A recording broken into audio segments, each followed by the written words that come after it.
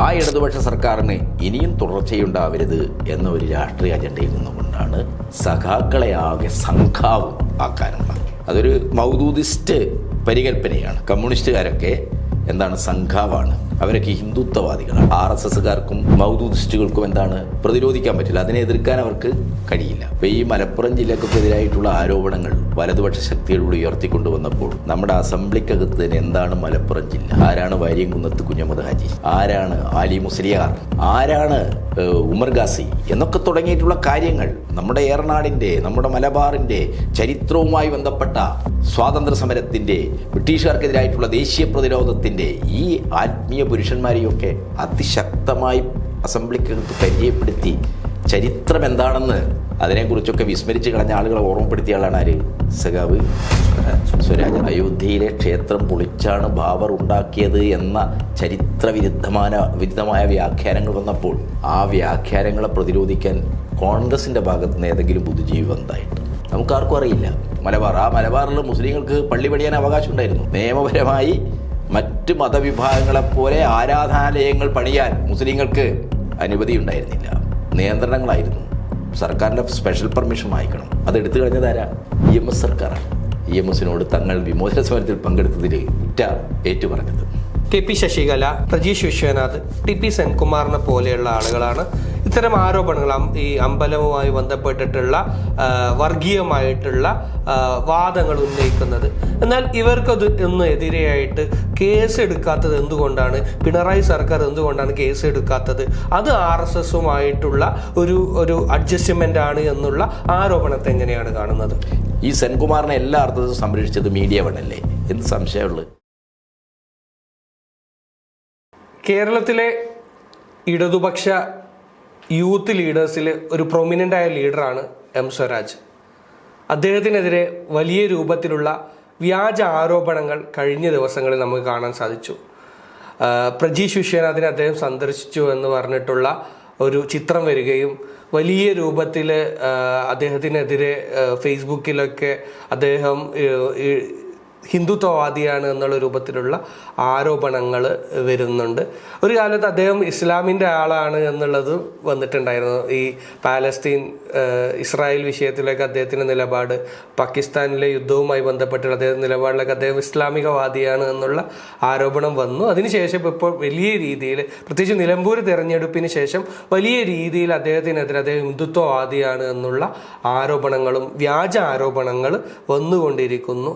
ഇത് കേരളത്തിലെ ഇടതുപക്ഷ സർക്കാരിനെതിരെയും വലിയ രൂപത്തിൽ വരുന്നുണ്ട്. എന്തുകൊണ്ടായിരിക്കും ഇടതുപക്ഷത്തിന്, എന്നും വർഗീയവാദത്തിനെതിരെ കൃത്യമായി സംസാരിക്കുന്ന ഇടതുപക്ഷത്തിന് ഈ രൂപത്തിലുള്ള വ്യാജ ആരോപണങ്ങൾ വിവിധ പാർട്ടികളും വിവിധ സംഘടനകളും നേരിടാനായി ഉന്നയിക്കുന്നത്? ഇത് വളരെ ആസൂത്രിതമായ, അതായത് ഒരു മുൻകൂട്ടി തയ്യാറാക്കിയ ഒരു പൊളിറ്റിക്കൽ അജണ്ടയാണ്. ആ പൊളിറ്റിക്കൽ അജണ്ട എന്തുകൊണ്ടാണെന്ന ചോദ്യത്തിന് ഉത്തരം പറഞ്ഞുകൊണ്ട് നമുക്ക് മൂർത്തമായ വിഷയത്തിലേക്ക് കിടക്കാം. ആ പൊളിറ്റിക്കൽ അജണ്ട കേരളം ഇന്ന് നിയോലിബറൽ നയങ്ങൾക്ക്, പ്രത്യേകിച്ച് മതത്തിൻ്റെയും വംശത്തിൻ്റെയും ഒക്കെ അടിസ്ഥാനത്തിലുള്ള കോർപ്പറേറ്റ് മൂലധന കൂട്ടുകെട്ടുകൾ ലോകത്താകെ ആധിപത്യം നേടുകയാണ്. നമ്മൾ നവവലതുപക്ഷം, നിയോ ഫാസിസം എന്നൊക്കെ പറയുന്ന രാഷ്ട്രീയ ചേരുവ എന്ന് പറയുന്നത് കോർപ്പറേറ്റ് മൂലധനത്തിൻ്റെ അക്രമാസക്തമായ അധിനിവേശ താല്പര്യവും അതിനാവശ്യമായ രീതിയിൽ ജനങ്ങളെ മതപരമോ വംശപരമോ ഒക്കെ ആയിട്ട് ഭിന്നിപ്പിക്കുന്ന പ്രത്യയശാസ്ത്രം, ഇത് രണ്ടും ചേർന്നുകൊണ്ടാണ് നിയോ ഫാസിസം എന്ന് പറയുന്നത്. അത് ചില രാജ്യങ്ങളിൽ ജൂത തീവ്രവാദമാകാം, ചില രാജ്യങ്ങളിൽ അത് മുസ്ലിം തീവ്രവാദമാകാം, ചില രാജ്യങ്ങളിൽ അത് ഇന്ത്യയെപ്പോലുള്ള രാജ്യങ്ങളിൽ ഹിന്ദു തീവ്രവാദമാകാം, അമേരിക്കയിലാണെങ്കിൽ അത് ആംഗ്ലോ സാംസൺ വംശീയതയിലധിഷ്ഠിതമായ ഈ പ്രൊട്ടസ്റ്റൻ്റ് മതവുമായി ബന്ധപ്പെട്ട ചില ഇവാഞ്ചലിസ്റ്റിക് പ്രവണതകളാവാം. ഇത് പല രൂപങ്ങളിൽ ലോകത്താകെ ഇന്ന് ആധുനിക ജനാധിപത്യ സംവിധാനങ്ങൾക്കും ആധുനിക ജനാധിപത്യ ജീവിതത്തിനുമെതിരായിട്ട് വലിയ വെല്ലുവിളി ഉയർത്തുകയാണ്. ഇന്ത്യയിൽ 2014 ശേഷം BJP അധികാരത്തിലാണ്. BJP വളരെ കൃത്യമായി ഒരു ഹിന്ദു രാഷ്ട്രം ലക്ഷ്യം വെച്ച് പ്രവർത്തിക്കുന്ന RSSൻ്റെ രാഷ്ട്രീയ മുഖമാണ്. ഇതിനെതിരായിട്ട് രാജ്യത്ത് വിട്ടുവീഴ്ചയില്ലാതെ രാഷ്ട്രീയ, പ്രത്യയശാസ്ത്ര, അതേപോലെ തന്നെ സാമ്പത്തിക നയങ്ങളുടെ രംഗത്ത് സമരം ചെയ്യുന്നത്, പ്രതിരോധം തീർക്കാൻ ശ്രമിക്കുന്നത് ഇടതുപക്ഷമാണ്. ഇന്ത്യൻ ഇടതുപക്ഷം വളരെ ദുർബലമാണ്. എങ്കിലും എന്താണ്, അത് പ്രത്യയശാസ്ത്രപരമായി സംഘപരിവാർ ഉയർത്തുന്ന വെല്ലുവിളികളെ നേരിടുന്നതിൽ അതിശക്തമാണ്. ഇപ്പോൾ നമുക്കെല്ലാവർക്കും അറിയാം, ബാബറി മസ്ജിദ് തൊട്ട് നമ്മുടെ രാജ്യത്ത് വലിയ രീതിയിൽ വർഗീയവൽക്കരണവും സമുദായ വിഭജനവും ഉണ്ടാക്കാനുള്ള ശ്രമങ്ങൾ നടന്നപ്പോൾ ബാബറി മസ്ജിദ് അയോധ്യയിലെ ക്ഷേത്രം പൊളിച്ചാണ് ബാബർ ഉണ്ടാക്കിയത് എന്ന വിരുദ്ധമായ വ്യാഖ്യാനങ്ങൾ വന്നപ്പോൾ ആ വ്യാഖ്യാനങ്ങളെ പ്രതിരോധിക്കാൻ കോൺഗ്രസിൻ്റെ ഭാഗത്ത് നിന്ന് ഏതെങ്കിലും ബുദ്ധിജീവി വന്നതായിട്ട് നമുക്കാർക്കും അറിയില്ല. ആ വ്യാഖ്യാനങ്ങളോടൊരു മൃദു സമീപനം എടുക്കുകയാണ് കോൺഗ്രസ് നേതൃത്വം സ്വീകരിച്ചത്. എന്നാൽ ബാബറി മസ്ജിദ് നിലനിൽക്കുന്നത് അയോധ്യയിലെ ഒരു ക്ഷേത്രവും പൊളിച്ച സ്ഥലത്തല്ല എന്നും അത്തരം സംഘപരിവാർ വാദങ്ങൾക്ക് ചരിത്രത്തിൻ്റെ ഒരടിസ്ഥാനവുമില്ല എന്ന് ചരിത്രത്തിൻ്റെ വസ്തുനിഷ്ഠത എന്താണ് എന്ന് വിശദീകരിച്ചുകൊണ്ട് സംഘപരിവാറിൻ്റെ മുസ്ലിം വിരുദ്ധമായ ആരാധനാലയങ്ങൾ തർക്കമാക്കി രാജ്യത്ത് സാമുദായിക ധ്രുവീകരണവും അതുമതി ഭൂരിപക്ഷ ധ്രുവീകരണവും ഉണ്ടാക്കാനുള്ള ഒരു രാഷ്ട്രീയ അജണ്ടക്കെതിരായിട്ട് അതിശക്തമായി രംഗത്ത് വന്നത് ഇടതുപക്ഷ ബുദ്ധിജീവികളാണ്. ഇർഫാൻ ഹബീബ്, RS ശർമ്മ, ഇന്നും നമ്മളോടൊപ്പമുള്ള റൊമിള താപ്പർ തുടങ്ങിയിട്ടുള്ള ചരിത്രകാരൻ, നമ്മുടെ ഡോക്ടർ KN പണിക്കർ ഉൾപ്പെടെയുള്ള ചരിത്രകാരന്മാരാണ്. അവർ അതിശക്തമായി സംഘപരിവാറിൻ്റെ നിലപാടുകളെ തുറന്ന് കാണിക്കുന്ന, അതിനെ പ്രതിരോധിക്കാൻ ആവശ്യമായ ദൈക്ഷണികമായ ഇടപെടലുകൾ നടത്തി.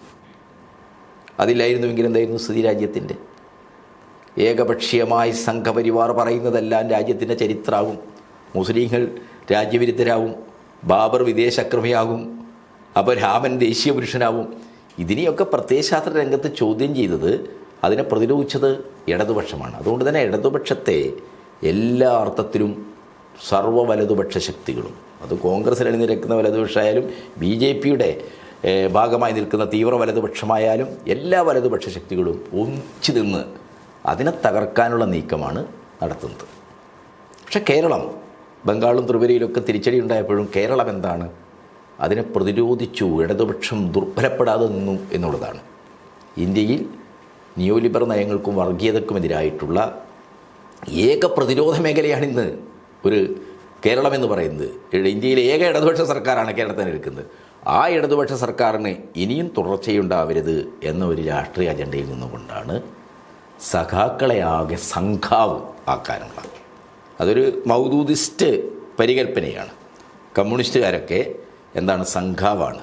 അവരൊക്കെ ഹിന്ദുത്വവാദികളാണ്. കാരണം കമ്മ്യൂണിസവും അത് മുന്നോട്ട് വെക്കുന്ന ഇടതുപക്ഷ ബദൽ രാഷ്ട്രീയത്തെയും ഈ നിയോലിബറലിസത്തിൻ്റെയും വർഗീയതയുടെയും വക്താക്കളായിട്ടുള്ള RSSകാർക്കും മൗദൂദിസ്റ്റുകൾക്കും എന്താണ്, പ്രതിരോധിക്കാൻ പറ്റില്ല, അതിനെ എതിർക്കാൻ അവർക്ക് കഴിയില്ല. അപ്പോൾ ദൈക്ഷണികമായി ആശയപരമായിട്ട് മാർക്സത്തെയോ ഇടതുപക്ഷം മുന്നോട്ട് വെക്കുന്ന ബദൽ നയങ്ങളെയോ അവർക്ക് എതിർക്കാൻ കഴിയില്ല. അപ്പോൾ എന്താണ് എളുപ്പം? എന്താണ്, ഇവർ ഇങ്ങനെയൊക്കെ ചെയ്യുന്നുണ്ടെങ്കിലും പെൻഷനൊക്കെ തരുന്നുണ്ടെങ്കിലും ഇവരെന്താണ് SIR നടപ്പാക്കാൻ മോഡിയുമായി ഒപ്പിട്ടവരാണ്.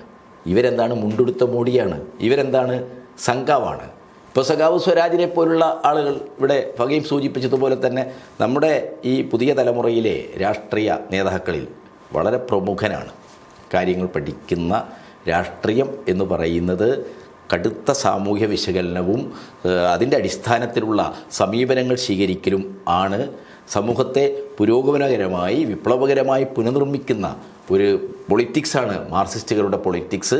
അതുകൊണ്ട് ഇന്ത്യ പോലുള്ള സമൂഹത്തിൽ ജനങ്ങളെ ഭിന്നിപ്പിക്കുന്ന വളരെ സെക്കുലറായ സൗഹാർദ്ദപൂർണമായ സമൂഹത്തിൻ്റെ നിലനിൽപ്പിന് ഭീഷണിയാവുന്ന വർഗീയതക്കെതിരായിട്ട് അതിശക്തമായ നിലപാട് സ്വീകരിച്ചതാണ്. ഇപ്പോൾ ഈ മലപ്പുറം ജില്ലക്കൊക്കെ എതിരായിട്ടുള്ള ആരോപണങ്ങൾ വലതുപക്ഷ ശക്തികളോട് ഉയർത്തിക്കൊണ്ടുവന്നപ്പോൾ നമ്മുടെ അസംബ്ലിക്കകത്ത് തന്നെ എന്താണ് മലപ്പുറം ജില്ല, ആരാണ് വാര്യംകുന്നത്ത് കുഞ്ഞഹമ്മദ് ഹാജി, ആരാണ് ആലി മുസ്ലിയാർ, ആരാണ് ഉമർ ഗാസി എന്നൊക്കെ തുടങ്ങിയിട്ടുള്ള കാര്യങ്ങൾ നമ്മുടെ ഏറനാടിൻ്റെ, നമ്മുടെ മലബാറിൻ്റെ ചരിത്രവുമായി ബന്ധപ്പെട്ട സ്വാതന്ത്ര്യ സമരത്തിൻ്റെ, ബ്രിട്ടീഷുകാർക്കെതിരായിട്ടുള്ള ദേശീയ പ്രതിരോധത്തിൻ്റെ ഈ ആത്മീയ പുരുഷന്മാരെയൊക്കെ അതിശക്തമായി അസംബ്ലിക്കകത്ത് പരിചയപ്പെടുത്തി ചരിത്രം എന്താണെന്ന് അതിനെക്കുറിച്ചൊക്കെ വിസ്മരിച്ച് കളഞ്ഞ ആളുകളെ ഓർമ്മപ്പെടുത്തിയ ആളാണ് ആര്? സഖാവ് സ്വരാജ്. അതുവഴിയൊക്കെ തന്നെ എന്താണ് കേരളത്തിലെ മുസ്ലിം മതവിശ്വാസികൾക്കകത്ത് സ്വരാജ് വളരെ ഏറെ രീതിയിൽ സ്വീകരിക്കപ്പെട്ട ഒരാളാണ്.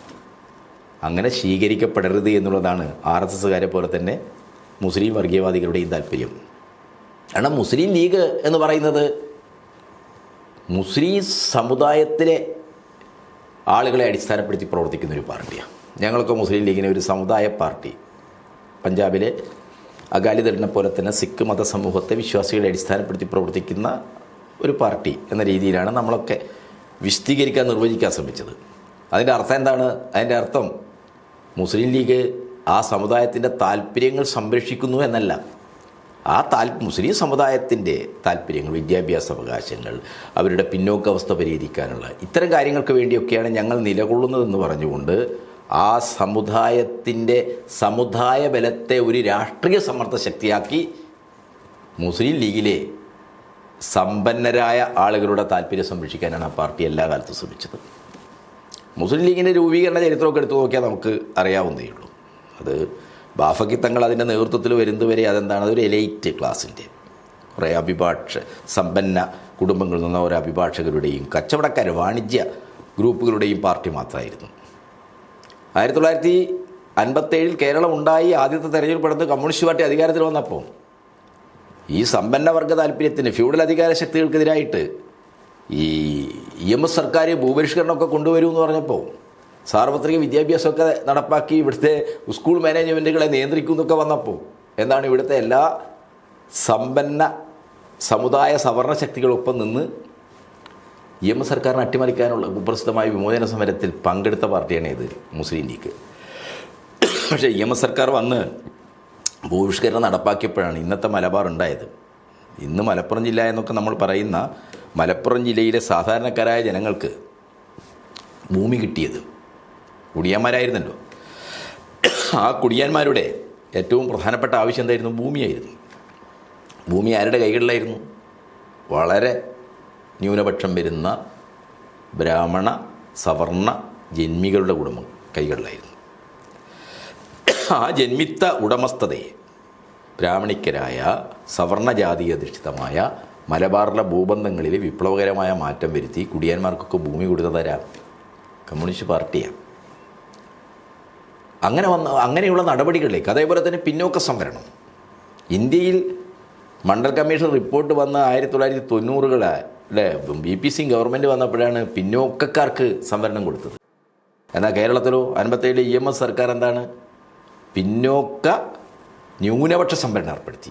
മുസ്ലിം സമുദായത്തെയും പിന്നോക്ക വിഭാഗമായി കണ്ടുകൊണ്ട് മുസ്ലിം സമുദായത്തിനും സംവരണം ഏർപ്പെടുത്തി. ഇതൊക്കെയാണ് കേരളത്തിൽ വലിയ മാറ്റങ്ങൾ ഉണ്ടാക്കിയത്. മലപ്പുറം ഉൾപ്പെടെയുള്ള പ്രദേശങ്ങളിൽ വലിയ മാറ്റങ്ങൾ ഉണ്ടാക്കിയത്. ആ മാറ്റങ്ങൾ കമ്മ്യൂണിസ്റ്റ് പാർട്ടിയാണ് ചെയ്തത് എന്ന കാര്യം അനിഷേധ്യമാണ്. മലബാർ പോലീസിൽ, സ്പെഷ്യൽ പോലീസിൽ 1957 EMS അധികാരത്തിൽ വരുന്നതുവരെ മുസ്ലിങ്ങൾക്ക് റിക്രൂട്ട്മെൻറ്റ് അനുവദിച്ചിരുന്നില്ല.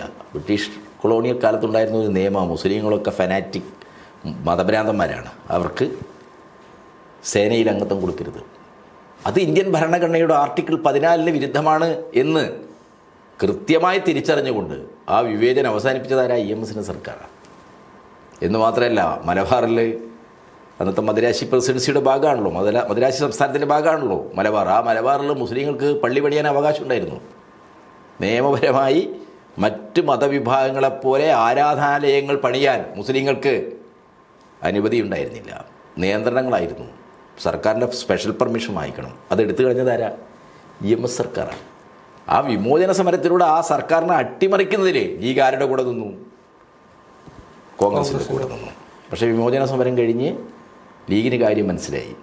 അങ്ങനെയാണ് വാഫക്കി തങ്ങൾ EMSനെ കണ്ട് EMSനോട് തങ്ങൾ വിമോചന സമരത്തിൽ പങ്കെടുത്തതിൽ കുറ്റ ഏറ്റുപറഞ്ഞത്. എന്നിട്ട് ഈ നടപടികളെല്ലാം EMSനെ അഭിനന്ദിച്ചു. പള്ളി പണിയാൻ നിയന്ത്രണം എടുത്തു കളഞ്ഞതിൽ, മുസ്ലിം ചെറുപ്പക്കാർക്ക് മലബാർ സ്പെഷ്യൽ പോലീസിൽ അനുമതി കൊടുത്തതിലേക്ക് ചരിത്രം പറഞ്ഞാൽ ഒരുപാട് പറയേണ്ടി വരും. പക്ഷേ നമ്മളൊരു കാര്യം മനസ്സിലാക്കുന്നത്, ഈ കാര്യങ്ങളൊക്കെ തിരിച്ചറിഞ്ഞ ഒരു ലീഡർഷിപ്പായിരുന്നു ബാഫക്കി തങ്ങളുടെയൊക്കെ ലീഡർഷിപ്പ്. അതുകൊണ്ടാണ് 67 സപ്തകക്ഷി അത് വന്നത്. ആ സപ്തകക്ഷി മന്ത്രിസഭ നമ്മൾ എത്രയോ വട്ടം നമ്മൾ സംസാരിച്ചുകൊണ്ടിരിക്കുന്ന കാര്യമാണ്. മലപ്പുറം ജില്ല രൂപീകരണത്തിന് തീരുമാനം എടുത്തല്ലോ. ആ മലപ്പുറം ജില്ലാ രൂപീകരണത്തെ ദേശീയ തലത്തിൽ അതിശക്തമായി ഇത് കുട്ടി പാകിസ്ഥാനാണ്, മിനി പാകിസ്ഥാനാണ് എന്ന വാദം ഉയർത്തി ക്യാമ്പയിൻ നടത്തിയതാരാ? ഇവരാണ്, RSS ജനസംഘക്കാരാണ്. ആ RSS ജനസംഘത്തിൻ്റെ വാദം ഏറ്റെടുക്കുക ആര്യാണ് ചെയ്തത്? അന്നത്തെ അവിഭക്ത കോഴിക്കോട് ജില്ലയുടെ DCC പ്രസിഡന്റോ സെക്രട്ടറിയാണ് ആര്യാടൻ. കോൺഗ്രസ്സുകാർ ഏറ്റെടുത്തു. 1969 ഇന്ത്യൻ പാർലമെൻറ്റിൽ കേരള നിയമസഭയിൽ മലപ്പുറം ജില്ല രൂപീകരണവുമായി ബന്ധപ്പെട്ട് നടന്ന ചർച്ച, ആ നടപടിക്രമങ്ങളെ രേഖ പരിശോധിച്ചാൽ നമ്മളെന്താ കാണുന്നത്? അന്ന് കോൺഗ്രസിൻ്റെ നിയമസഭാ കക്ഷി നേതാവായിരുന്ന കരുണാകരൻ ജനസംഘക്കാർ RSSകാരും പറഞ്ഞ അതേ വാദം ഏറ്റെടുത്ത് മലപ്പുറം ജില്ല നിർമ്മിക്കുന്നത്, മലപ്പുറം ജില്ല രൂപീകരിക്കുന്നത് അപകടകരമാണ്, അതൊരു കുട്ടി പാകിസ്ഥാനാവും. അപ്പോൾ കേരളത്തിൻ്റെ ഈ ഇസ്ലാമോഫോബിയ രാഷ്ട്രീയം നമ്മൾ ചർച്ച ചെയ്യേണ്ടത് എവിടുന്നാണ്? മലപ്പുറം ജില്ലാ രൂപീകരണത്തെ എതിർത്തുകൊണ്ട് 21 മലബാർ കലാപത്തിൻ്റെ ഭീതി ഉണർത്തുന്നതാണ് മലപ്പുറം ജില്ല രൂപീകരണം എന്ന നിലപാടാണ് കോൺഗ്രസിൻ്റെ നിയമസഭാ കക്ഷി നേതാവായ കരുണാകരനും ചീഫ് വിപ്പായ KT ജോർജും അസംബ്ലിയിലെടുത്തത്. അപ്പോൾ നമ്മൾ ഇസ്ലാമോഫോബിയെ പറഞ്ഞിട്ട് സഖാവ് സ്വരാജിനെയും ഇടതുപക്ഷ നേതാക്കളെയും ഇടതുപക്ഷ ബുദ്ധിജീവികളെയൊക്കെ വെറുതെ സംഘമാക്കി മാറ്റാൻ പണിയെടുക്കുന്ന ആൾക്കാർ, അവർ RSSൻ്റെ അജണ്ടയിൽ കളിക്കുന്ന ആൾക്കാരാണ്. യഥാർത്ഥത്തിൽ ഇസ്ലാമോഫോബിക്കായിട്ടുള്ള നിലപാടുകൾ എല്ലാ കാലത്തും സ്വീകരിച്ചത് RSSൻ്റെയും ജനസംഘത്തിൻ്റെയൊക്കെ നിലപാടുകളൊപ്പം നിന്നത് ഇവിടെ കോൺഗ്രസ്സാണ്. ആ കോൺഗ്രസുമായിട്ട് എന്തിൻ്റെ പേരിലാണ് മുസ്ലിം ലീഗ് ഐക്യപ്പെട്ടത്? മുസ്ലിം സമുദായത്തിന് എന്തെങ്കിലും താല്പര്യം സംരക്ഷിക്കുക അല്ല, മുസ്ലിം ലീഗിലാണ് നിലനിൽക്കുന്ന ഒരു ക്ലാസ്സുണ്ട്, ഒരു സമ്പന്ന വർഗമുണ്ട്. ആ സമ്പന്ന വർഗത്തിൻ്റെ താല്പര്യം സംരക്ഷിക്കാനാണ്. ഇപ്പോഴും അത് തന്നെയാണ് പ്രശ്നം. എന്താണ് ഇടതുപക്ഷത്തിനെതിരായിട്ട്, എന്താണ് ഇടതുപക്ഷ നേതാക്കൾക്കെതിരായിട്ട്? അവരെയൊക്കെ തന്നെ ഇസ്ലാമോഫോബിയ ഉള്ള ആളുകളാണ് എന്ന് പറഞ്ഞ് അവരെയൊക്കെ സംഘാവാക്കി ചിത്രീകരിക്കുന്നത്, അങ്ങനെ നറേഷൻ ഉണ്ടാക്കുന്നതിൻ്റെ താല്പര്യം എന്താണ്?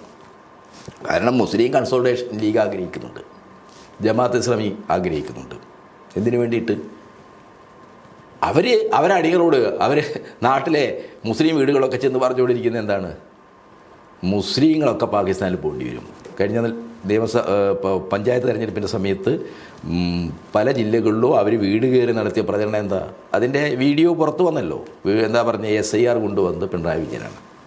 അപ്പോൾ പാവപ്പെട്ട ചില ഉമ്മമാർ ചോദിച്ചു അവരോട്, പിണറായി വിജയൻ നമുക്ക് പെൻഷനൊക്കെ തരുന്നുണ്ടല്ലോ, അതൊക്കെ തരുന്നുണ്ട്, അതെന്തിനാ? ഇതൊക്കെ തന്നെ നമ്മളൊന്ന് സന്തോഷിപ്പിച്ച് നമ്മളിവിടുന്ന് വിടുകയല്ലേ, സന്തോഷിപ്പിക്കാൻ വേണ്ടിയാണ്. പാകിസ്ഥാനിലേക്ക് നാട് കടത്തല്ല, അതിനെ SIR ഇവിടെ നടപ്പാക്കുന്നത് മോഡിയുടെ പരിപാടിയൊക്കെ പിണറായി വിജയനാണ്. ഇങ്ങനെയുള്ള കൊടും നുണകൾ, ഇങ്ങനെയുള്ള കൊടും വിദ്വേഷം പ്രചരിപ്പിക്കുന്ന നുണകൾ ജനങ്ങൾക്കിടയിൽ വലിയ രീതിയിൽ പ്രചരിപ്പിച്ച് എന്തിനാ മുസ്ലിം കൺസൾട്ടേഷൻ ഉണ്ടാക്കുന്നത്? മുസ്ലിം താല്പര്യങ്ങളെങ്ങാൻ സംരക്ഷിക്കാനാണോ? മുസ്ലിങ്ങളുടെ അവകാശങ്ങൾ സംരക്ഷിക്കാനാണോ? ഇന്ത്യയിൽ മുസ്ലിം വിവാഹമോചന നിയമത്തിൽ, മുത്തലാഖ് നിയമത്തിൽ ക്രിമിനൽ വ്യവസ്ഥ കൊണ്ടുവന്നല്ലോ. പാർലമെൻറ്റിൽ എന്ത് നിലപാടെടുത്തത്? കോൺഗ്രസ് എന്ത് നിലപാടെടുത്ത് അതിനെ സപ്പോർട്ട് ചെയ്തല്ലേ? ഇവർ അതിനെ സപ്പോർട്ട് ചെയ്യരുതെന്ന് കോൺഗ്രസിനോട് പറഞ്ഞോ? ഇന്ത്യയിൽ മറ്റേതെങ്കിലും മതസ്ഥരുടെ വിവാഹമോചന നിയമത്തിൽ ഇങ്ങനൊരു ക്രിമിനൽ വ്യവസ്ഥയുണ്ടോ? എത്ര വിവേചനപരമാണ്! ഇങ്ങനെ ഡിസ്ക്രിമിനേറ്റീവായിട്ടുള്ള മുസ്ലിം വിരുദ്ധമായിട്ടുള്ള നിയമനിർമ്മാണങ്ങൾ നടക്കുമ്പോൾ അതിനെ എതിർക്കാത്ത ആൾക്കാർ ഇടതുപക്ഷക്കാരാണ്, ഇസ്ലാമോഫോബിയക്കാർ. ഇടതുപക്ഷമാണ് ഇസ്ലാമോഫോബിക്ക് എന്ന് പറയുന്നത് എന്തിനു വേണ്ടിയാണ്? അത് RSSൻ്റെ അജണ്ടയാണ്. ഇന്ത്യയിൽ RSSനെ, അവരുടെ അജണ്ടയെ, അവരുടെ ഹിന്ദുരാഷ്ട്ര അജണ്ടയെ ഏറ്റവും ശക്തമായി എതിർക്കുന്നത്, അതിനെ പ്രത്യയശാസ്ത്രപരമായും രാഷ്ട്രീയമായും അതിൻ്റെ പിറകിലുള്ള കോർപ്പറേറ്റ് താല്പര്യങ്ങളെയും തിരിച്ചറിഞ്ഞ് അതിനെതിരായിട്ട് പ്രതിരോധം തീർക്കുന്നത് ഇടതുപക്ഷമാണ്. കേരളം അതിനെ എതിരായിട്ട് പ്രതിരോധം തീർക്കുന്ന ഒരു വലിയ തുരുത്താണ്. കഴിഞ്ഞ 10 വർഷക്കാലം കൊണ്ട് ഇന്ത്യ രാജ്യത്തിൻ്റെ മറ്റൊരു ഭൂപ്രദേശത്തും ഇല്ലാത്ത തരത്തിൽ മതപരമായ, വർഗീയമായ ഒരു ചേരിതിരിവും സംഘർഷവും ഉണ്ടാകാത്ത ഏക സംസ്ഥാനമാണ് കേരളം. ആ സംസ്ഥാനത്താണ് എല്ലാ വിഷയങ്ങളെയും വർഗീയവൽക്കരിച്ച് അവതരിപ്പിക്കാനുള്ള നീക്കം RSSകാരും മുസ്ലിം ലീഗ് ജമാഅത്തെ ഇസ്ലാമിക്കാരും നടത്തുന്നു. RSSകാർ ഭൂരിപക്ഷ ധ്രുവീകരണമാണ്, മുസ്ലിം ലീഗ് ജമാഅത്തെ ഇസ്ലാമി എന്താണ്? ന്യൂനപക്ഷ ധ്രുവീകരണമാണ്. അങ്ങനെ ഹിന്ദു മുസ്ലിമുമായിട്ട് ഈ സമൂഹം വേർപിരിഞ്ഞു പോയാൽ ഈ സമൂഹത്തിൻ്റെ ഭാവി എന്തായിരിക്കും? ഓരോ വിഷയത്തെയും മതത്തിൻ്റെ വർഗീയതയുടെ അടിസ്ഥാനത്തിൽ നോക്കിക്കണ്ടാൽ മനുഷ്യരുടെ സാധാരണ ജീവിത വ്യവഹാരങ്ങളെപ്പോലും ക്ഷേത്രത്തിൽ പോവുക, ഉത്സവം ആഘോഷിക്കാൻ പോവുക, ഉത്സവം കാണാൻ ക്ഷേത്രവളപ്പ് പോവുക, അവിടെ ഗാനമേള കേൾക്കുക എന്നൊക്കെ പറയുന്നത് എന്താണ്? നമ്മുടെ ജീവിതത്തിൻ്റെ വിശ്വാസവും വിനോദവും ഒക്കെ ചേർന്നുകൊണ്ടുള്ള ഒരു ആഘോഷമാണ്. ഇവിടെ എന്താണ്? അവിടെ ക്രിസ്ത്യൻ ഭക്തിഗാനം പാടാൻ പാടില്ല എന്ന് RSS പറയാം. മാപ്പിളപ്പാട്ട് ക്ഷേത്രവളപ്പിൽ പാടില്ല എന്ന് പല സ്ഥലത്തും ഈ മലബാറിൽ RSS ഒരു ശ്രമം നടത്തി. അതിനൊക്കെ നമ്മളെ പ്രതിരോധിച്ച് ഇടതുപക്ഷ. അപ്പം നമ്മളെ സംസ്കാരത്തിൽ മാപ്പിളപ്പാട്ടുണ്ട്, ക്രിസ്ത്യൻ ഭക്തിഗാനങ്ങളുണ്ട്, ഹിന്ദു കീർത്തനങ്ങളുണ്ട്. ഇതെല്ലാം ചേർന്നാണ് നമ്മളത്. അപ്പോൾ ഈ ഒരു മിശ്രിത സംസ്കാരത്തെ, ഇങ്ങനെ എല്ലാം ചേർന്ന ഈ കലർപ്പിൻ്റെതായ ഒരു സംസ്കാരത്തെ, ആ സംസ്കാരത്തെയാണ് RSS ഭയപ്പെടുന്നത്. RSS അതെന്താണ്? ഹിന്ദുക്കളും മുസ്ലിങ്ങളൊക്കെ ഒന്നിച്ച്, ഹിന്ദുക്കൾക്കും മുസ്ലിങ്ങൾക്കും ഒരു ഉത്സവപ്പറമ്പിലെ ഗാനമേള സ്റ്റേജിന് മുമ്പിലിരുന്ന് ക്രിസ്ത്യൻ ഭക്തിഗാനവും ഹിന്ദു കീർത്തനവും മാപ്പിളപ്പാട്ടുമൊക്കെ ഒരേപോലെ ആസ്വദിക്കുന്ന ആളുകളാണ് നമ്മൾ. അത് പാടില്ല എന്നുള്ളതാണ് കടുത്ത വിഭജനത്തിൻ്റെ, മതപരമായ സംഘുത്വത്തിൻ്റെ വാദമാണ് RSS ഉയർത്തുന്നത്. ഇതിന് സമാനമായ വർഗീയ ധ്രുവീകരണം ഉണ്ടാക്കാനാണ് മുസ്ലിം ലീഗും ജമാഅത്ത് ഇസ്ലാമിയും ശ്രമിക്കുന്നത്. ഇതിനകത്ത് താങ്കൾ പറഞ്ഞതുപോലെ KP ശശികല, പ്രജീഷ് വിശ്വനാഥ്, TP സെൻകുമാറിനെ പോലെയുള്ള ആളുകളാണ് ഇത്തരം ആരോപണങ്ങൾ ഈ അമ്പലവുമായി ബന്ധപ്പെട്ടിട്ടുള്ള വർഗീയമായിട്ടുള്ള വാദങ്ങൾ ഉന്നയിക്കുന്നത്. എന്നാൽ ഇവർക്കത് എതിരെയായിട്ട് കേസ് എടുക്കാത്തത് എന്തുകൊണ്ടാണ്? പിണറായി സർക്കാർ എന്തുകൊണ്ടാണ് കേസ് എടുക്കാത്തത്? അത് RSSുമായിട്ടുള്ള ഒരു അഡ്ജസ്റ്റ്മെൻ്റ് ആണ് എന്നുള്ള ആരോപണത്തെ എങ്ങനെയാണ് കാണുന്നത്? KP ശശികലയെതിരായിട്ടൊക്കെ കേസെടുത്തു. ഈ വർഗീയ വിദ്വേഷം പ്രചരിപ്പിക്കുന്ന പ്രസ്താവനകൾ ആര് നടത്തിയിട്ടുണ്ടെങ്കിലും അവർക്കെതിരായിട്ട് ഇടതുപക്ഷ മുന്നണി സർക്കാർ കേസെടുത്തിട്ടുണ്ട്. കാഞ്ഞങ്ങാട് ശശികല നടത്തിയ പ്രസംഗത്തിന് അവർക്കെതിരെ കേസെടുത്തിട്ടുണ്ട്. എന്നാൽ ഈ സെൻകുമാർ എന്ന് പറയുന്ന വിദ്വാനുണ്ടല്ലോ, അയാൾ ഇവിടുത്തെ DGP ആയിരുന്ന സമയത്ത്, അയാൾ DGP ആയിരുന്ന സമയത്ത് ഇവിടുത്തെ മുഖ്യമന്ത്രി ആരാ? ഉമ്മൻചാണ്ടിയാണ്. അയാൾ ആ DGP സ്ഥാനത്ത് തുടരാൻ പറ്റിയ ആളല്ല. അയാൾ വർഗീയവാദിയാണ്. MG കോളേജിൽ അതേ SFIക്കാരെ ഭീകരമായി കയറി മർദ്ദിച്ചില്ലേ? AVPക്കാർ നടത്തിയ അവിടുത്തെ ആക്രമണത്തിന് പോലീസ് സേനയുടെ കൂടി പിൻബലമുണ്ടായിരുന്നില്ലേ?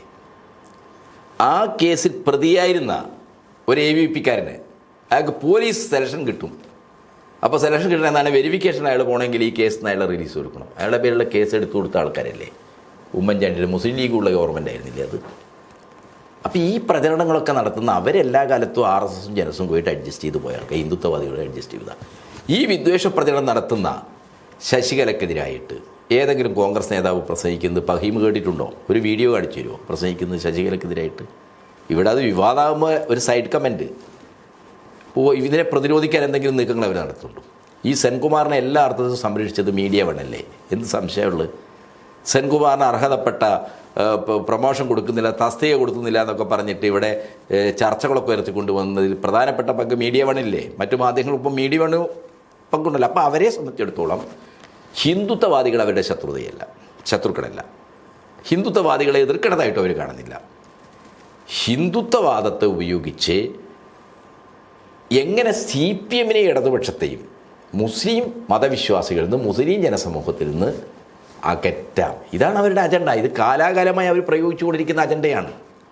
ആ അജണ്ട നമ്മൾ അതിനെ കുറച്ചൊന്നും കാണണ്ട. ആ അജണ്ട ഇവിടെ നിൽക്കുന്നതല്ല. സാർവദേശീയ തലത്തിൽ തന്നെ ചരിത്രപരമായ ഒരുപാട് കാരണങ്ങളാൽ ഇസ്ലാം കമ്മ്യൂണിസ്റ്റ് പ്രസ്ഥാനവും ഒക്ടോബർ വിപ്ലവമൊക്കെ ആയിട്ട് വലിയ രീതിയിൽ ബന്ധപ്പെട്ടു പോയ മതവിശ്വാസികൾ ഉള്ളൊരു സമൂഹം. ഇപ്പം നമ്മൾ മധ്യപൂർവ്വദേശത്ത് ഇപ്പം നമ്മളിങ്ങനെ സംസാരിച്ചുകൊണ്ടിരിക്കുമ്പോൾ ഇറാനിൽ യുദ്ധം നടക്കുക. എന്തിൻ്റെ പേരിൽ അവിടെ യുദ്ധം നടന്നത്? എന്ത് ന്യായ ട്രംപും ഇസ്രയേലും പറയുന്നത്? അവരാഗ്രഹിക്കുന്ന തരത്തിൽ അവിടുത്തെ ഹോർമോസ് കടലെടുക്ക് തുറന്നു കൊടുക്കണം.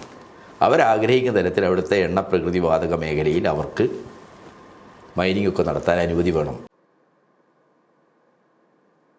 അവർക്ക് ഇസ്രയേലിൻ്റെ പിന്തുണ, ഇസ്രയേലിന് എതിരായിട്ട് ഇറാൻ പ്രവർത്തിക്കരുത്, പലസ്തീനെ, ഗസയെ ഇറാൻ സപ്പോർട്ട് ചെയ്ത്. ഇതാണല്ലോ അവരുടെ ആവശ്യം. ഇപ്പോൾ ഗസ പലസ്തീൻ ഇഷ്യൂവായി ബന്ധപ്പെട്ടുകൊണ്ടാണല്ലോ ഇറാനെതിരായിട്ടുള്ള ശത്രുത. ഇതേ ഗസയെ സപ്പോർട്ട് ചെയ്യുന്നതിൻ്റെ പേരിൽ തന്നെയല്ലേ അസദ് ഭരണകൂടത്തവർ അട്ടിമറിച്ചത്, സിറിയയിൽ അട്ടിമറി നടത്തി. പഴയ ഇസ്ലാമിക് സ്റ്റേറ്റിൻ്റെ ആളെ താലിബാൻ പൊളിറ്റിക്സിൽ നിൽക്കുന്ന ആളെ ജുലാനിയെ അവിടെ അധികാരത്തിൽ കൊണ്ടുവന്നു. ഇപ്പം ലെബനനിൽ എല്ലാവരോടും പറയുന്നത് ഹിസ്ബുള്ളയാണ് ലോകത്തിലെ ഏറ്റവും വലിയ ശത്രു എന്നാണ്, ഭീകര സംഘടന എന്ന്.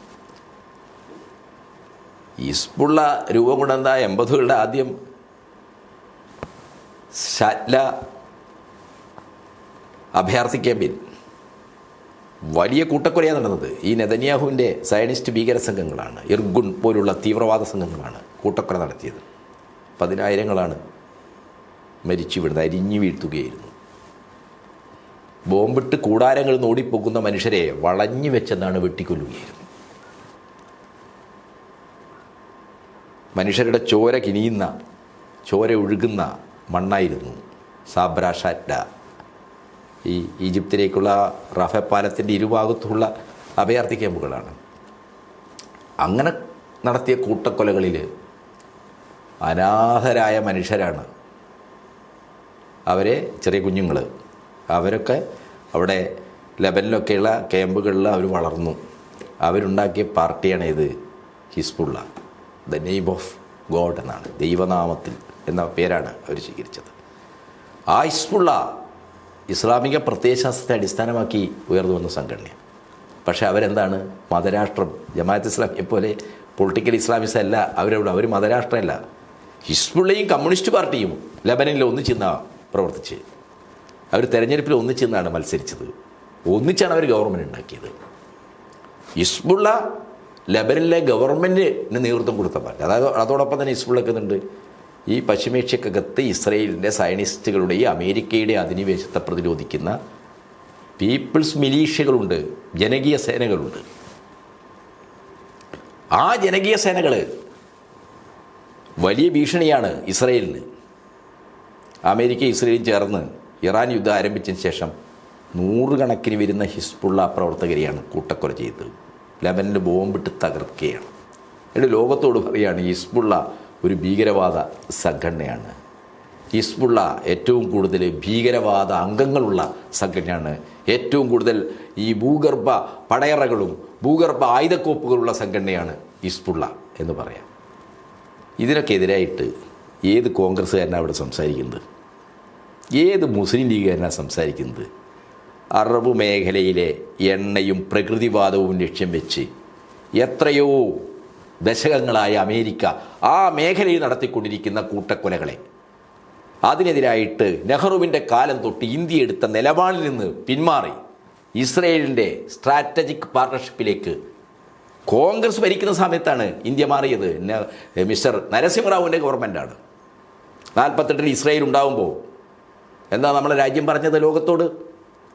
BBC റിപ്പോർട്ടർ നേരിട്ട് നെഹ്റുവിനെ വന്ന് കണ്ടു. അങ്ങ് ജൂതമതത്തിൻ്റെ അടിസ്ഥാനത്തിൽ ഒരു രാഷ്ട്രമുണ്ടാകുന്നു എന്ന രീതിയിലാണല്ലോ ഇസ്രയേൽ രൂപീകരണത്തെ എതിർക്കുന്നത്. പക്ഷെ ഇപ്പോൾ ഇസ്രയേൽ യാഥാർത്ഥ്യമായിരിക്കുകയാണല്ലോ, നിലവിൽ വന്നിരിക്കുകയാണ്. ആ രാഷ്ട്രത്തോട് ഇന്ത്യ അങ്ങെടുക്കുന്ന നിലപാടെന്താണെന്ന് നെഹ്റുവിനോട് ചോദിച്ചപ്പോൾ നെഹ്റു ആലോചിക്കട്ടെ എന്നല്ല പറഞ്ഞത്, ഞങ്ങൾ ചർച്ച ചെയ്യട്ടെ എന്നല്ല പറഞ്ഞു. നെഹ്റു എന്താ പറഞ്ഞത്? ഒരു സംശയത്തിനും ഇട നൽകാത്ത രീതിയിൽ നെഹ്റു പറഞ്ഞത്, മതത്തിൻ്റെ അടിസ്ഥാനത്തിൽ ഉണ്ടാക്കുന്ന ഒരു രാഷ്ട്രത്തെ ആധുനികമായ രാഷ്ട്രസങ്കല്പങ്ങളനുസരിച്ച് ഒരു രാഷ്ട്രമായി അംഗീകരിക്കാൻ ഞങ്ങൾക്കാവില്ല എന്നാണ്, ഇന്ത്യക്കാവില്ല എന്നാ പറഞ്ഞ. ആ പാരമ്പര്യ നമ്മുടെ പാരമ്പര്യം.